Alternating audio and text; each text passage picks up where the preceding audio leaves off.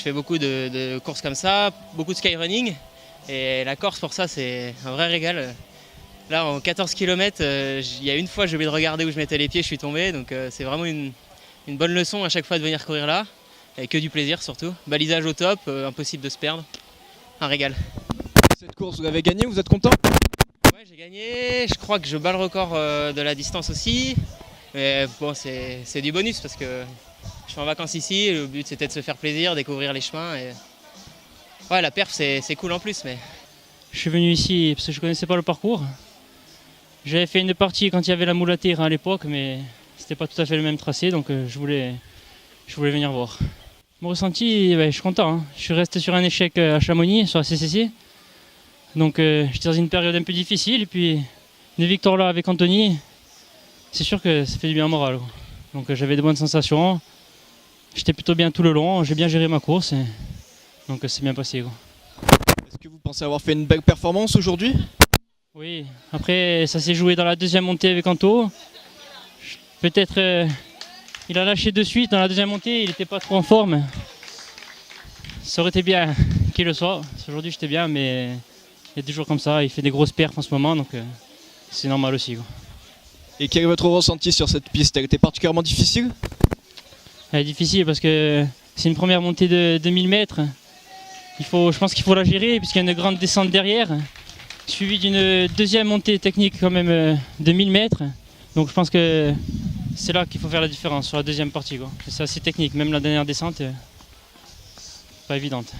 Là, c'est vrai que s'associer à une course comme la Capri-Coursine, ça permet de montrer que justement, on peut avoir une vraie démarche. On peut être diabétique et faire du trail, on peut courir en montagne. Moi, je suis vraiment focalisé sur le sport montagne parce que je trouve que c'est là qu'on peut s'épanouir, c'est là qu'on se découvre et c'est là qu'on peut dépasser la maladie. Quoi, dans ce genre de manifestation.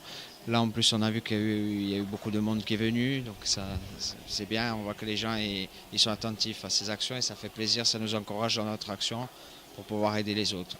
Moi, j'ai créé cette association l'année dernière. En fait, l'idée, elle a germé de ma propre expérience. Parce que moi je courais, j'ai vu qu'il y a beaucoup de gens qui suivaient mes aventures, qui m'encourageaient, qui m'envoyaient des messages. Et je me suis rendu compte qu'il y avait une communauté en Corse de diabétiques, de parents beaucoup, qui étaient un peu perdus vis-à-vis de la maladie, qui ne savaient pas si leur enfant pourrait faire du sport, comment ils pourraient gérer leur maladie. Et voilà, moi j'ai vu qu'il y avait ce manque-là et que les gens avaient besoin de ça. Donc l'idée elle est née comme ça, elle a été créée en début d'année. On essaie de fédérer pour l'instant le maximum de monde pour avoir le maximum d'adhérents et pour emmener les jeunes. Alors là, on a fait une sortie en montagne avec des jeunes diabétiques et on va essayer de leur faire de plus en plus d'activités physiques.